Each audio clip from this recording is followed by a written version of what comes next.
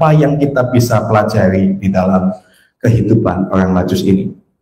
Yang pertama, Bapak Ibu Saudara, kalau kita melihat orang Majus itu benar-benar mencari Tuhan dengan segenap hati, dan ia mendapat sukacita yang luar biasa.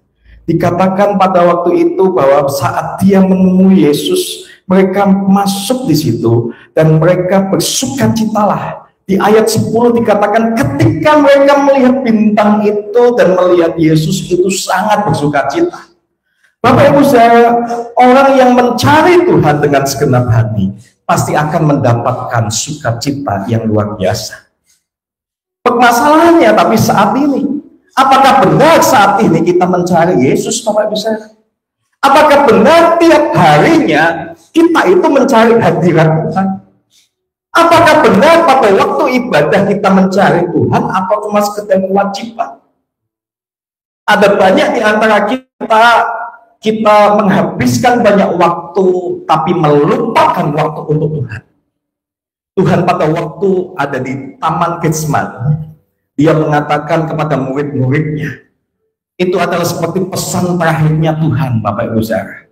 Waktu dia berdoa di Taman Getsemani, dia kasih tahu sama murid-muridnya yang pada waktu itu tertidur waktu menemaninya. Dia mengatakan, tidak bisakah engkau berjaga-jaga dengan aku 1 jam saja? Bapak Ibu, berapa banyak di antara kita saat ini setiap harinya tidak pernah kasih 1 jam kita untuk Tuhan? Saudara kita di agama lain memberikan dalam 1 hari 5 waktunya. Tuhan cuma ngomong 1 jam saja setiap harinya, bisa enggak? Bukan cuma itu Bapak Ibu Saudara, 1 minggu 1 jam saja sulit, apalagi 1 jam 1 hari. Tapi saya percaya jemaat MCMC tidak ada yang seperti itu, betul? Amin. Amin. Semuanya ngasih 1 jam, amin. Jangan bohong ya. Bapak Ibu Saudara, percayalah, orang yang mencari Tuhan dengan segenap hati, ia akan mendapatkan sukacita yang luar biasa. Mari kita tobat Bapak Ibu Saudara. Karena seringkali permasalahan-permasalahan hidup kita bisa tidak tenang dan segala sesuatunya, apalagi masalah ekonomi dan lain-lain. Cobalah Bapak Ibu Saudara, percayalah, jika engkau tenang dan dapat berdoa, setiap masalahmu pasti Tuhan akan membuat engkau bersukacita. Amin. Pastilah Bapak Ibu Saudara. Tapi maaf, seringkali bebal banget Bapak Ibu Saudara. Ibadah sulit, apalagi apa kalau untuk 1 jam untuk Tuhan, sulit atau tidak? Mari Bapak Ibu Saudara, kita mau kembali untuk mendapatkan yang namanya waktu-waktu kita sama Tuhan. Yuk kita bertobat Bapak Ibu Saudara untuk sama-sama mencari Tuhan. Orang Majus ini Bapak Ibu Saudara, dia cari Tuhan dari jauh. Dia dari kejauh-jauhan, dia itu dalam artian tidak 1-2 jam perjalanannya Bapak Ibu Saudara, berhari-hari, bahkan dikatakan sampai berapa bulan. Kita itu berjalan untuk cari Tuhan, untuk ibadah paling berapa menit Bapak Ibu Saudara. Yuk, saya seringkali tengungkan ini bukan apa-apa Bapak Ibu Saudara, karena itu isi hati Tuhan. Percayalah Bapak Ibu Saudara, kalau kita tahu bahwa Tuhan itu pingin kita itu punya hubungan yang dekat, melekat sama Dia, mari kita bertobat untuk cari Tuhan seperti orang Majus dengan segenap hatinya, dan pasti kita akan mendapatkan sukacita yang luar biasa.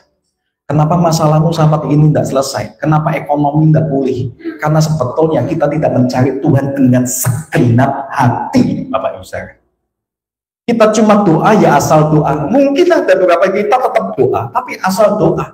Tapi tidak pernah mengalami Tuhan, benar-benar berjumpa dengan Tuhan, benar-benar intim. Mari kita kembali, apalagi yang kita tidak pernah ngasih waktu sama Tuhan. Kadang kita ngasih waktu sama Tuhan itu pun bukan dengan segenap hati. Tapi mari kita sama-sama yuk kembali. Kita mau belajar seperti orang Majus, mau cari Tuhan dengan segenap hati. Walaupun itu penuh tantangan. Orang Majus ini datang untuk temu Yesus, itu penuh tantangan. Pasti di tengah jalan itu ada tantangan dalam artian mungkin ontanya sakit, mungkin yang pasti ada perampok atau apa, pasti ada tantangan. Kita tidak ada tantangan loh Bapak Ibu Saudara. Kadang kita mungkin mau ibadah cuma karena ada karnaval, karena apa langsung wah tidak usah ibadah lah. Dari situ kita lihat bahwa Anda sebetulnya tidak segenap hati ikut Tuhan. Kadang saya lebih kerasnya, lebih baik tidak usah ikut Tuhan sekalian. Karena belum tentu Anda masuk surga kok. Karena saya percaya orang yang masuk surga itu bukan cuma percaya Yesus, tapi melakukan kehendaknya. Banyak orang memanggil aku Tuhan, Tuhan, Tuhan, Tuhan, tapi aku tidak mengenal dia, karena dia tidak melakukan kehendak. Mari Bapak Ibu Saudara, dan jangan sampai maaf kita menjadi Kristen napas, Natal dan Paskah saja. Yang kedua, yang kita bisa pelajari adalah orang Majus ini tetap setia mengiringi dan melayani Tuhan walaupun orang-orang sekitar tidak mendukung. Nah, kalau kita melihat di situ, orang Majus ini itu adalah tamu terpandang dari jauh. Bahkan beberapa orang menafsirkan adalah juga raja statusnya. Mereka terpandang dari negeri timur Bapak Ibu Saudara, dan mereka akhirnya itu datang di Herodes. Harusnya Bapak Ibu Saudara, kalau mungkin ada orang dari luar negeri yang terpandang presiden apa-apapun mungkin datang ke Magelang. Seringkali yang terjadi apa Bapak Ibu Saudara? Datang ke Magelang ada satu urusan. Biasanya wali kotanya atau pemimpin di kota itu pasti mengantar Bapak Ibu Saudara. Nah, apalagi kita tahu bahwa Herodes waktu dikasih tahu ada raja yang akan yang dinubuatkan di kitab. Nah, tapi ternyata hasrat dari Herodes dan juga ahli-ahli Taurat yang di situ itu tidak punya hasrat untuk ketemu dengan Mesias atau Tuhan ini. Orang Majus itu akhirnya rombongan ini mereka datang tanpa penyertaan dari timnya Herodes. Nah, dari sini kita belajar bahwa apapun itu dalam artian orang Majus ini, ya udah dia tanya sama Herodes, tapi Herodes ngomong sama ahli-ahli kitab dan katakan memang akan ada yang lahir Mesias itu. Lalu dari situ, tapi apakah kita melihat Herodes itu menyertai dia, mengantar dia, tempatnya ada di sini. Nanti suatu saat saya akan kasih tahu juga bahwa tempatnya itu bukan di kandang domba Yangan, tapi di Migdal Eder. Saya pernah khotbah kan itu tahun yang lalu Bapak Ibu Saudara. Nah, tapi kalau kita lihat di situ di ayat 8, kemudian yang menyuruh mereka ke Bethlehem, ya nyuruh jalan sendirilah. Katanya pergi dan selidiknya sama hal-hal mengenai anak itu, dan segera sudah kamu menemukan, kabarkanlah kepadaku supaya aku datang menyembah dia. Harusnya kalau dia memang benar-benar ingin tahu tentang itu, dia kan kamu selidiki ya, nanti kasih tahu aku. Nah, orang Kristen ada banyak kan, kamu sudah dalam artian seakan-akan pingin gayanya, aku ini pingin kenal Tuhan ini dan itu, tapi suruh gereja sulit, suruh komsel sulit, suruh doa sulit, ya kan? Dan ayat 9, setelah mendengar kata-kata itu berangkatlah mereka. Rombongan ini diberangkat tanpa Herodes. Bapak Ibu Saudara, kita dalam hidup kita, walaupun mungkin ada orang-orang sekitar kita yang tidak mendukung kita dalam kita ingin mengenal atau melayani Tuhan, kita harus tetap setia. Kita harus tetap setia. Ada beberapa orang terkadang ngomong kayak gini, aku sebetulnya pingin gereja kok, tapi suamiku ini loh nggak mendukung aku. Lalu saya ngomong sama suaminya, ayo istrimu pingin ke gereja loh. Aku malas, aku nggak mau ke gereja lah, aku lagi malas. Tapi kalau istriku mau ke gereja ya silahkan monggo. Tapi istrinya ngomong, aku nggak mau lah kalau ini suamiku nggak mau gereja. Bapak Ibu Saudara, ini hal yang salah. Karena di dalam mengiring Tuhan atau mengikut Tuhan, itu adalah keputusan pribadi kita. Iman kita itu tidak tergantung dengan orang lain. Mau mungkin keliling dalam keluarga kita atau warga sekitar kita tidak mendukung kita dalam artian, Ya itu biarkan. Karena kita kalau ikut-ikutan sama mereka, kita nggak selamat Bapak Ibu Saudara. Nanti masalahnya kalau mati, apakah kalau kita mati nanti, lalu karena kita ikut-ikutan ya, itu bahaya Bapak Ibu Saudara. Karena nanti pertanggungjawaban hidup kita itu sendiri-sendiri. Makanya saya seringkali ngomong, kalau memang suamimu nggak mau ke gereja, suamimu nggak masalah juga kamu, ya kamu datang ke gereja sendiri dong. Memang kamu mau ikut Tuhan. Berapa banyak di antara kita punya alasan. Lah, wong saudaraku nggak mau, papaku nggak mau, istriku, suamiku nggak mau. Bapak Ibu, kalau memang orang-orang sekelilingnya pun nggak mendukung, kita harus cari Tuhan. Herodes tidak mendukung pada waktu itu. Sebetulnya hatinya Herodes tidak mendukung, tapi orang Majus tidak peduli kamu mau nganter atau tidak, aku tetap mau cari Mesias. Seberapa banyak kita punya hati seperti orang Majus itu, Bapak Ibu Saudara? Ini loh yang membuat kita seringkali jatuh di dalam dosa, karena kita itu ikut-ikutan dengan yang lain.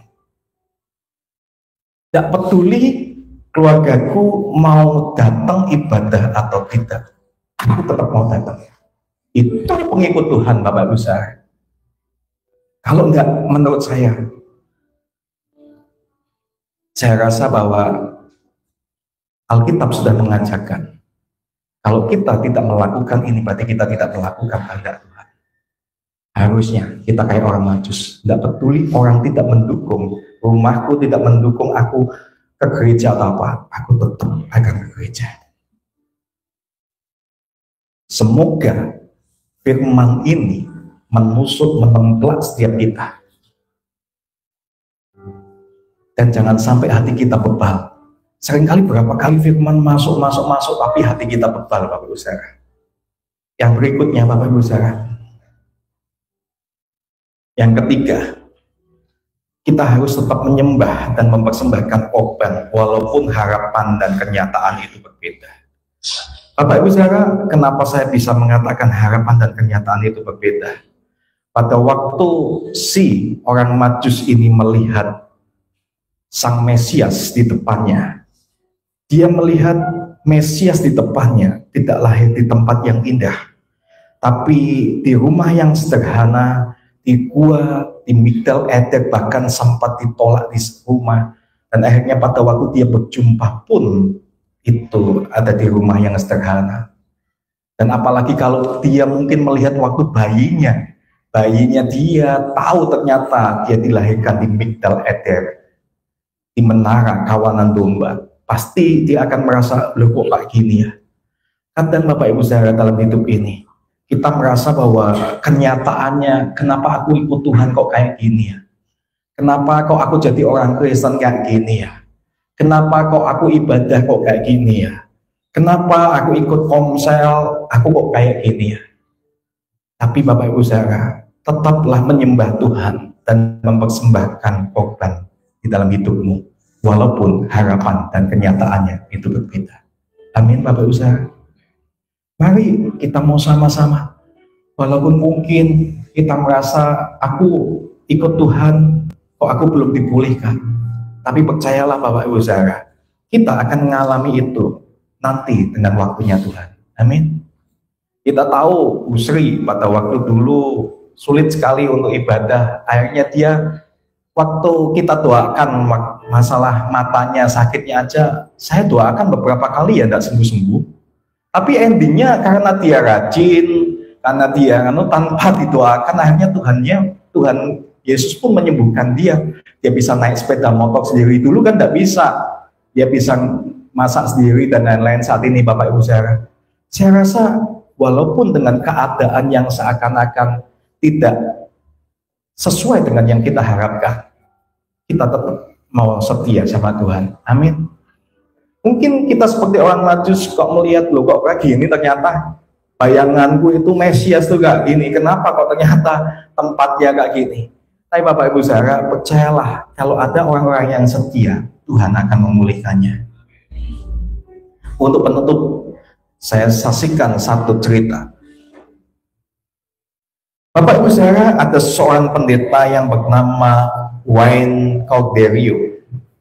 Wayne Cordeiro ini adalah pendeta New Hope Christian Fellowship di sebuah gereja besar di Honolulu, Hawaii. Nah, Bapak Ibu saudara, Wayne Cordeiro ini pernah melakukan sebuah perjalanan misi di Tiongkok. Dia itu melayani beberapa pemimpin kayak pemimpin gereja atau sel di Tiongkok, Bapak Ibu saudara. Dia melatih 22 pemimpin Kristen di provinsi Hunan, Cina.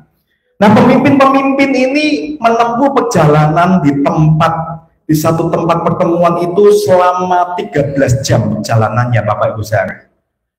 Jadi orang-orang Tiongkok ini 13 jam naik kereta api untuk mengikuti pelatihan di situ.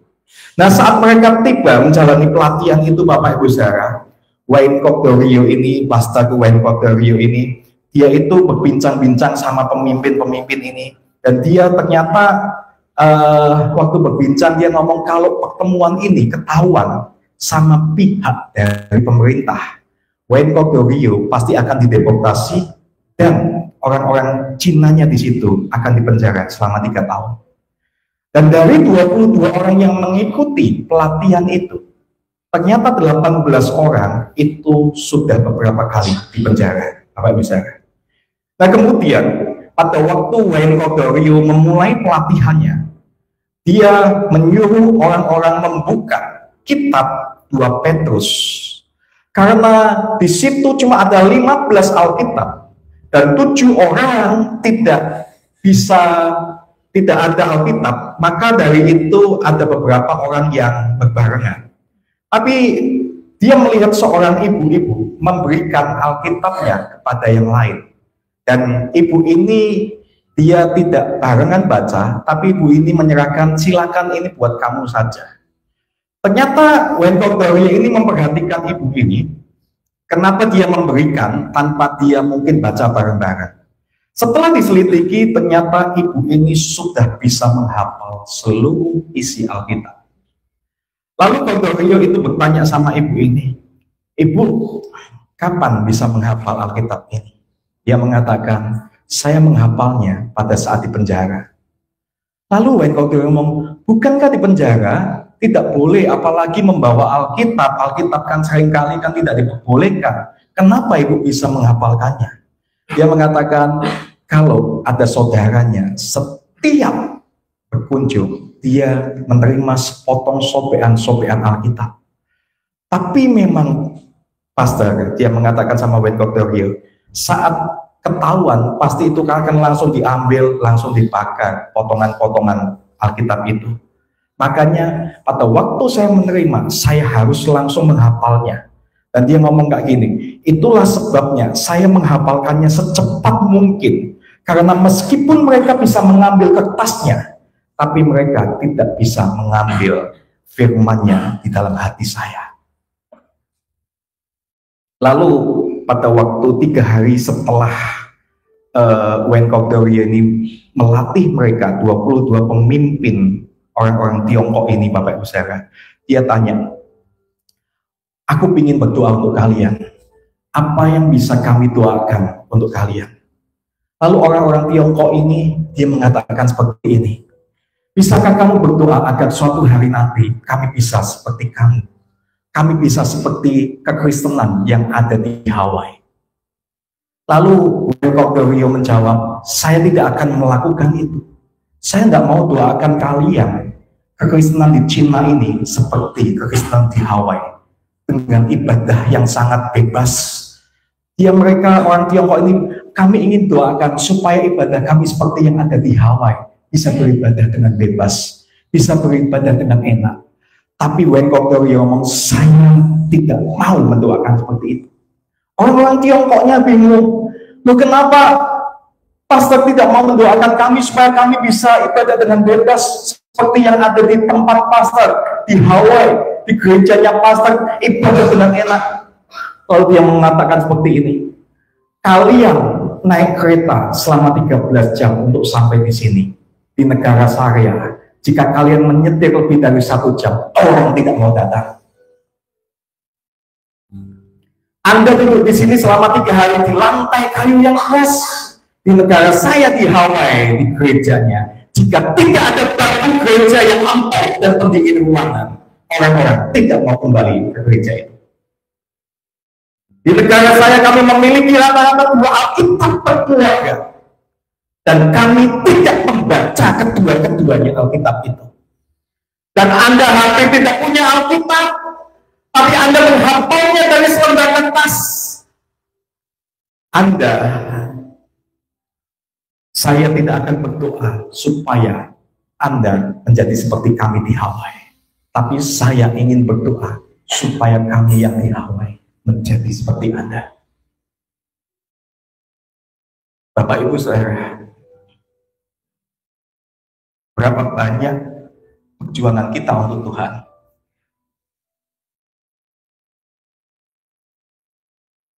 Makanya Wayne ini ngomong, saya tidak mau doakan gereja-gereja di Tiongkok ini seperti di negara-negara barat. Malah saya ingin berdoa gereja-gereja di barat seperti yang ada di Tiongkok ini. Saya pun kadang sempat punya pikiran, di Magelang ini orang sudah enak ke gereja, kita di sini tidak ada tantangan dan lain-lain, tapi kita males-malesan Bapak Ibu Saudara. Mari kita mau selidiki hati kita. Sebetulnya kita sayang nggak tahu sama Tuhan? Sebetulnya kita itu benar Kristen sejati nggak tahu? Atau cuma kita ikut-ikutan Bapak Ibu Saudara? Mereka 13 jam perjalanan mereka ngeluh. Kita berapa menit aja kadang kita ngeluh. Mereka duduk di tempat yang tidak enak pun mereka mau. Kadang kita pun ngeluh kalau tempatnya mungkin panas Bapak Ibu Saudara. Mereka tidak punya Alkitab, tapi mereka menghafal Alkitab.